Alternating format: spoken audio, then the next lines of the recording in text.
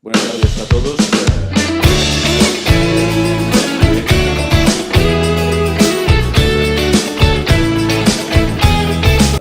Y por descontado a los participantes, pacientes, gracias por vuestra presencia. Bien, os voy a hablar de algo tan importante como la comunicación entre médico y paciente. A nadie se le escapa la importancia, una importancia vital que representa esa comunicación. ¿Por qué? Bueno, vamos a tener que una buena comunicación va a redundar en una relación también buena entre los dos factores en los que va a pivotar esa relación, que es el médico y el paciente. De tal manera que nos vamos a encontrar un afianzamiento de la confianza. Sin confianza entre el médico y el paciente, la relación no va a llegar nunca a buen puerto. Entonces hablaremos en qué consiste. Bueno, esa comunicación empieza con una transmisión de la información, tanto del paciente al médico como, en otro sentido, del médico al paciente. Bueno, esa información, ¿cómo tiene que ser? De entrada, tiene que ser una información fácil, clara, veraz, adecuada al paciente, a cómo el paciente pueda entender esa información, alejada de tecnicismos incomprensibles, en un lenguaje claro. Tiene que ser veraz y tiene que ser, sobre todo, tiene que tener honestidad, sin manipulación, para llevar al paciente a donde nosotros queramos. Evidentemente, nosotros estamos para ayudar al paciente y esa información hay que recabarla en un entorno profesional, evidentemente en un hospital o en un consultorio médico. ¿Qué va a pretender esa información? La planificación de un objetivo terapéutico. Evidentemente, vamos a tratar de, con esa información que nos va a transmitir el paciente, programar una estrategia terapéutica, un objetivo, en este caso, el alivio, el confort mejorado del paciente. ¿A través de qué? Del pacto terapéutico. Ese pacto que vamos a conciliar de conjunto entre el médico y el paciente, en esa comunicación afianzada con ese principio de confianza, es el que nos va a llevar al objetivo final. Bien, esa información en ese acto del entorno profesional, ¿cuál es? Una información terapéutica. Es parte integrante del tratamiento médico. El tratamiento médico no es exclusivamente el suministro de una pastilla, la técnica aplicada de infiltración, sino que es parte importantísima esa información terapéutica. Y por lo tanto, en ese proceso informativo, el consentimiento informado, el tan traído y llevado documento de consentimiento informado, que todo el mundo ya en estas alturas de la evolución ya conocemos, no es más que lo que corrobora como medio de prueba de que se ha transmitido esa información. Y como en el derecho los contratos tienen perfectamente validez verbal y escrita. El problema de la verbal, ¿cuál es? La documentación, el medio de prueba. Es palabra del paciente contra la del médico. Si se refleja por escrito, pues quedamos de acuerdo conforme como que se ha llevado a cabo ese procedimiento informativo. ¿Los objetivos cuáles serían? Bueno, pues aproximación de ambos ámbitos, del médico y del paciente, fomentar esos foros de discusión como en el que nos encontramos para facilitar de alguna manera ese conocimiento mutuo que nos va a llevar siempre, como decía antes, a esa confianza entre médico y paciente. Y ambos, el médico y el paciente, van a estar unidos y condenados a entenderse. Si no procuramos esa facilitación de la comunicación, como digo, no vamos a llegar a ningún sitio. Los objetivos. ¿Qué tenemos? Hay una percepción de que se ha perdido la esencia antigua de esa comunicación, de esa confianza de siempre entre el médico y el paciente, que traspasaba ya los límites del mero consultorio, de una mesa de escritorio. El médico tenía y el paciente una relación informativa, conocían los familiares, conocía muy bien todo el histórico del paciente. Esto hoy en día lo hemos desgraciadamente perdido. ¿Por qué? Por la falta de tiempo. El tiempo nos va a limitar de una manera, pero muy prioritaria. No tenemos tiempo. Lo cual, ¿a qué nos lleva a pensar? Bueno, ya que no hay un tiempo físico extendido, sino muy limitado, tenemos que mejorar la calidad del tiempo que empleamos con nuestros pacientes. Una compañera mía me hablaba de decir, bueno, pues que los pacientes vengan aprendidos ya, que vengan con los deberes hechos, que vengan específicamente con los datos más precisos de lo que le pasa, las fechas, los horarios, el cambio que ha notado, por ejemplo, en su dolor, algo que nos facilite a nosotros con mayor presteza esa indicación, esa orientación diagnóstica. Bueno, son posibilidades para precisamente dotar de mayor calidad al tiempo. Bueno, esa percepción de esa confianza antigua, casi paternalista, que había establecida entre médico y paciente, prácticamente ahora pues la hemos perdido. ¿Qué tenemos que procurar a través de esa comunicación? Pues facilitar la cooperación del paciente. Evidentemente, si facilitamos con esa información y esa ganancia de confianza, no es otra cosa que adherir al paciente al tratamiento, que entienda lo que estamos haciendo, lo que queremos que haga, siempre en beneficio exclusivo del paciente. Evidentemente, yo siempre lo primero que le digo al paciente cuando viene ansioso, viene nervioso, viene también atabalado ya porque ha tardado mucho en acudir a esa consulta médica, es decir, estamos aquí para ayudarlo. ¿En qué puedo ayudarle? No soy el enemigo. Después de todas las trabas administrativas que ha tardado en llegar a esta consulta, tratamos buenamente de ayudar en lo que mejor podemos hacer al paciente. Y que siempre es exclusivamente en su beneficio. Bueno, ¿cómo se establece esa comunicación? El inicio. Pues bueno, pues como cualquier otra relación entre seres humanos. Un saludo, un contacto visual, no a través de la pantalla de un ordenador, las presentaciones, establecer ese vínculo comunicativo. Ese sería el primer motivo. Y luego, pues bueno, recoger esa información, el qué le pasa, qué le ocurre, por qué está usted aquí en esta situación. Preguntas de alguna forma abiertas para que obtengamos una respuesta amplia que nos pueda orientar para establecer esa estrategia. Hacemos después, al fin y al cabo, un resumen de la situación, le explicamos lo que hemos entendido a través de las explicaciones del paciente para que él esté conforme de lo que yo he recogido, esa información que sea la adecuada y, sobre todo, determinar las expectativas del paciente.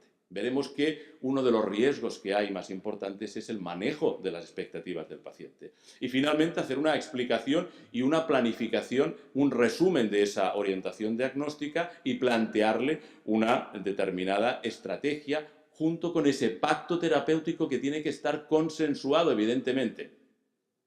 Pensamos entonces que es esa comunicación actual de hoy día la adecuada.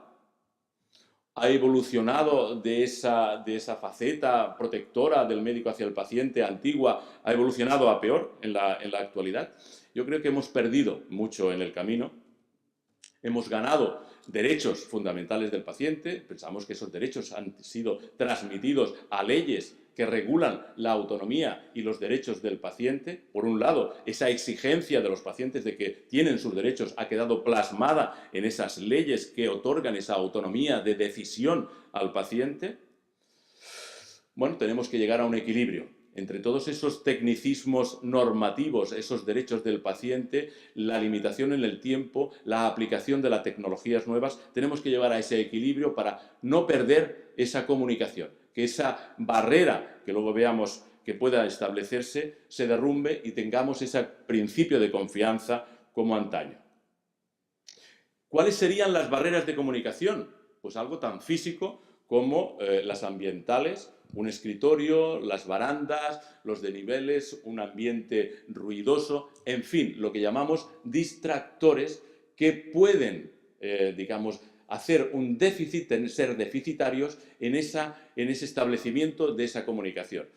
Por la parte del paciente, ¿cuál tenemos? Pues bueno, el paciente pues puede tener problemas de lenguaje, de verbalización, de expresar qué es lo que le tiene. A veces pues tiene cierta vergüenza en relación a dónde tiene ese dolor, los nervios, cierto pudor. Eso a veces, en esa limitación de tiempo en la que el profesional tiene, puede tener un límite y puede tener también esa barrera. Y bueno, las barreras del médico, de la otra parte, de los dos que juegan la partida. Bueno, pues el lenguaje, como decimos, el lenguaje técnico, excesivamente frío, aséptico, difícil de comprender por el paciente. También la actitud más distante o, por el contrario, próxima del paciente, del médico hacia el paciente. el vestuario que lleva, también digamos, la aspectología externa del componente profesional y, sobre todo, también una limitación muy física que es el tiempo en el que se dispone para atender al paciente. Los riesgos, como decimos, evidentemente esa limitación temporal, los distractores, como hacíamos hincapié, que si el ruido ambiente, que si los teléfonos que suenan por parte del paciente y del profesional, el ordenador que nos falla, que nos quita tanto tiempo de atención al paciente para transmitir la información que nos da el paciente al ordenador, que falla, que no podemos prescribir, es un tiempo vital el que se pierde con la tecnología. Y sobre todo las gestiones de las expectativas. ¿Qué espera el paciente en una consulta de dolor? Ahí está. Tenemos que ser francos, pero con cordialidad. Tenemos que decir lo que ha dicho el compañero, que el dolor está ahí, que a veces nos acompaña toda la vida. Es un dolor crónico y que, a pesar de todas las tecnologías que disponemos, pues hay veces que evidentemente no lo vamos a curar. La lucha incansable por parte de los profesionales sería el limitar ese dolor, el modificarlo, el hacerlo más confortable para el paciente, que observe un cambio que le permita de alguna forma mejorar su día a día. Esa es la expectativa, ese es el logro final que el profesional busca en el paciente, mejorar su vida. Unas veces lo logramos con esa buena comunicación y esa buena confianza establecida. Y otras, desgraciadamente, todos sabemos que hay pacientes que no responden a las técnicas por efectos secundarios, por enfermedades complementarias y es difícil dar un resultado, una exigencia terapéutica.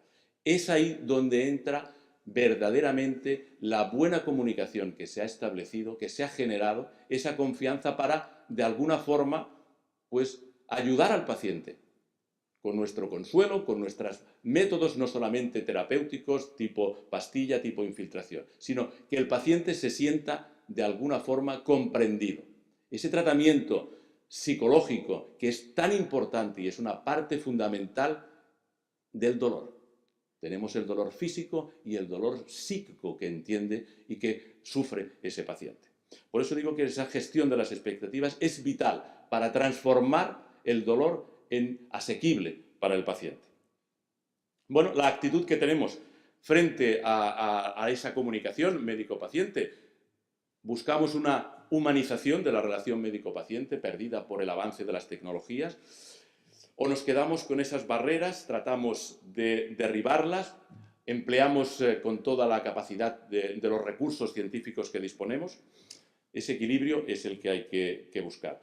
Bueno, fijaos en las actitudes. Aquí tenemos, pues bueno, muy bien marcada la delimitación entre las dos bandas. Aquí tenemos un profesional pulcramente vestido, barreras de delimitación, el lapicero, muy marcada.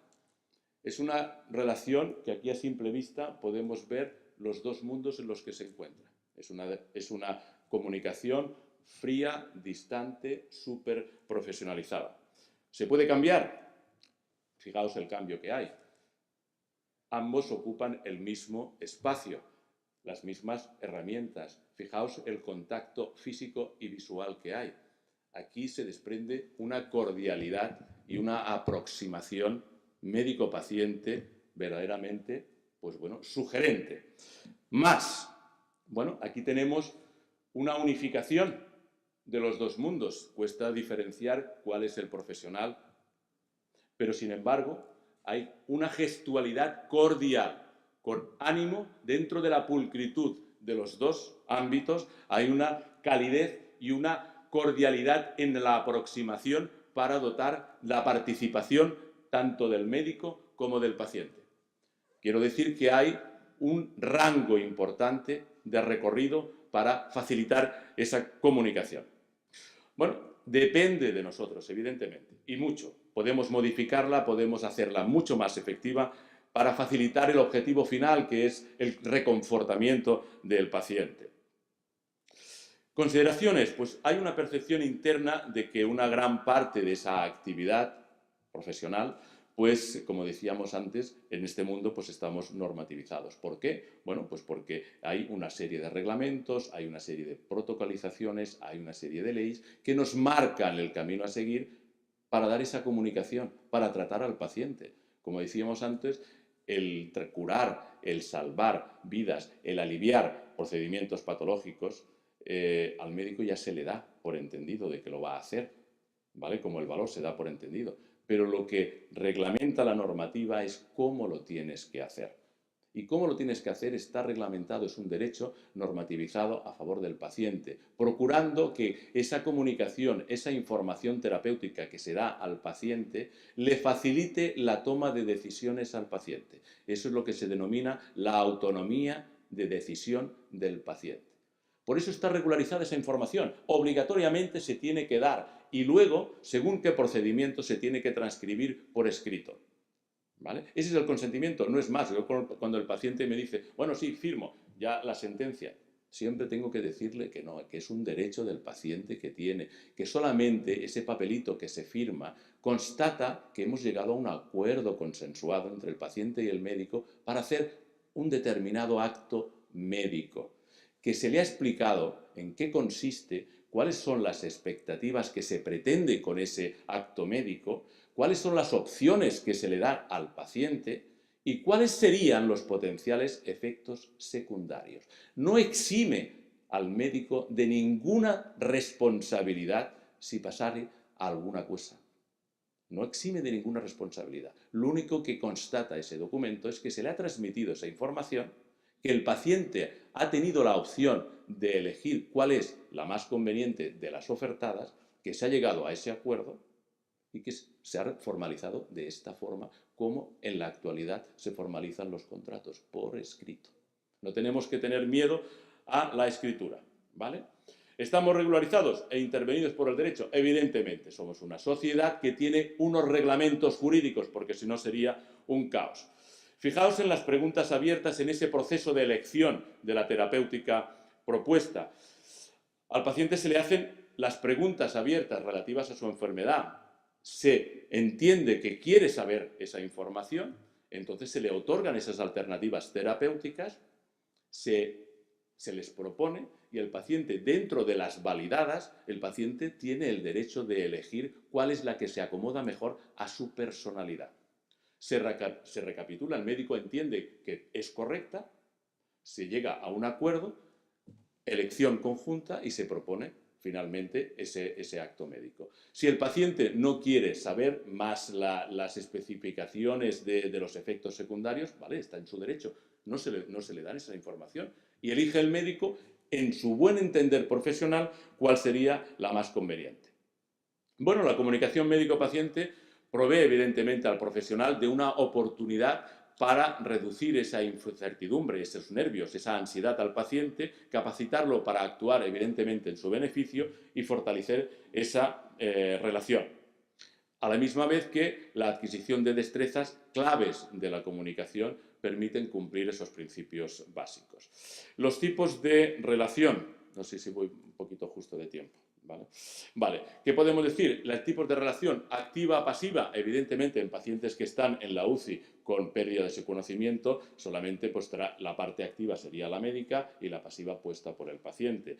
Hay otro tipo de comunicación, la cooperación que decimos guiada, en el que el paciente está dispuesto a cooperar en el tratamiento de su enfermedad, a ser partícipe de ese tratamiento y de participación mutua en el que no solamente el médico coopera en el tratamiento, sino que a veces también en el control de esas situaciones relacionadas con su proceso patológico.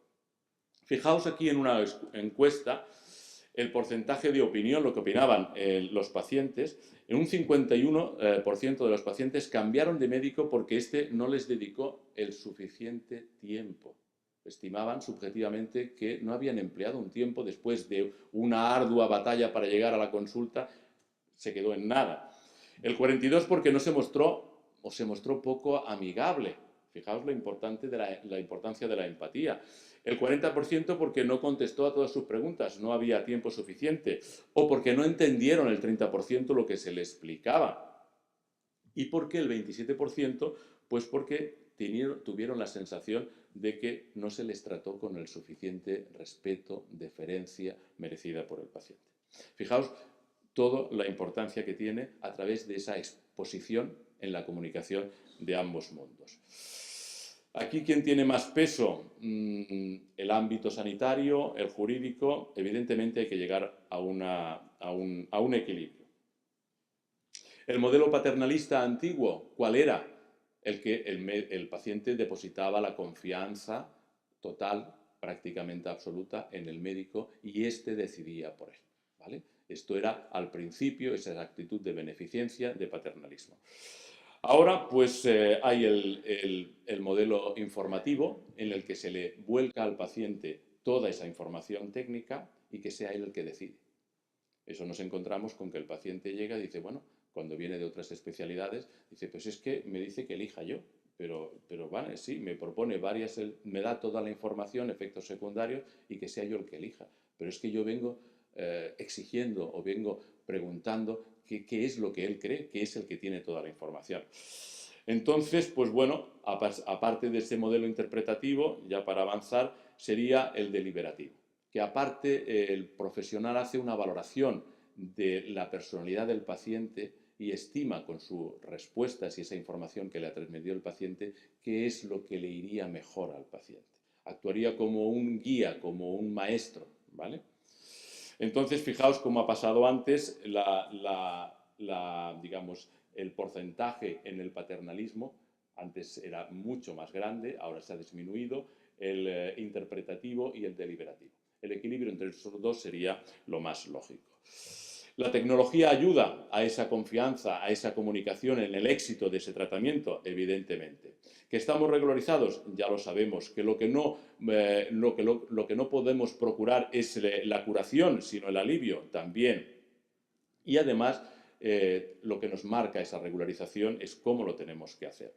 ¿El derecho es protagonista? Evidentemente, no solamente digamos, el aspecto sanitario. ¿Que hay un sentimiento de que hemos perdido protagonismo? También. Las nuevas tecnologías, la regularización normativa nos han hecho perder ese protagonismo absoluto que teníamos los médicos en relación al paciente. Antes éramos el médico y el paciente, dos solamente. Ahora no. Ahora están los letrados, está el juez, al menos hay tres.